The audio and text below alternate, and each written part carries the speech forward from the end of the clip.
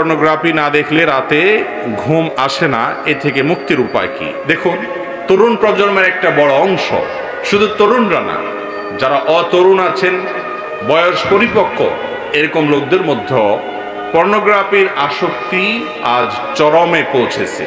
ঘরে ঘরে জনে জনে এই রোগটা, এমনকি পুরুষদের পাশাপাশি নারীদের মধ্যেও।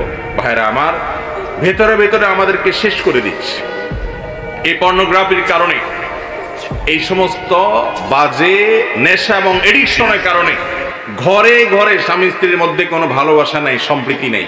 যারা এগুলোতে আসক্ত হয়, সবচেয়ে নগদ শাস্তি হলো তাদের দাম্পত্য জীবনের সুখ শান্তি প্রায় অলমোস্ট হারাম হয়ে যায়।